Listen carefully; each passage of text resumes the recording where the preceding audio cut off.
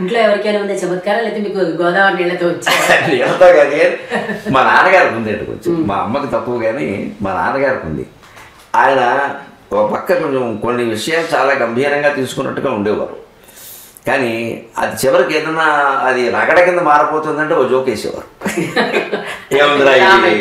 ఏముందిరా ఇది అన్నట్టుగా వదిలేసేవాళ్ళు.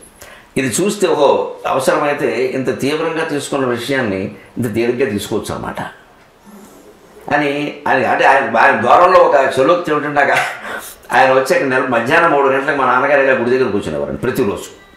మంచి పెద్ద బెళ్ళంచు పంచి కట్టి మంచి గంభీరంగా ఈయన వేషం వేసి, ఆ ఎరుపు మా నాన్నగారు ఎరుపు 6 అడుగులు పొడుగు, నేను ఎలా ఉన్నాను అనుకుంటే మా అమ్మ పోలిక అందుకే మీరు అమ్మ మీదే రాశారు.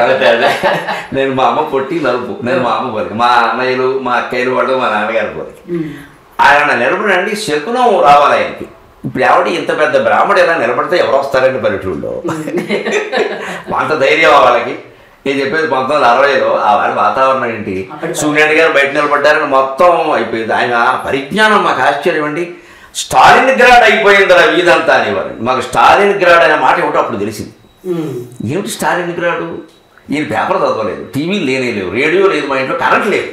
మేము 76లో డిగ్రీ బయటకు వచ్చే వరకు ఊళ్ళో కరెంట్ లేదు. ఈయన ఏం తెలియదు, ఎలా తెలుస్తున్నాయి ఇవన్నీ? స్టాలిన్ గ్రాడ్ అయి ఎప్పుడో ఒకసారి స్టాలిన్ గ్రాడ్ అంటే ఏమిటి నాన్నగారు అని అడిగితే, రష్యాని స్టాలిన్ అనేవాడు పరిపాలించాడరా, వాడు ఆ వీధిలో పెడుతుంటే పెట్ట కూడా వెళ్ళేది కదట, నేను ఎడితే మన ఊళ్ళో అలాగే ఉంటుంది, అందుకని స్టాలిన్ గ్రాడ్.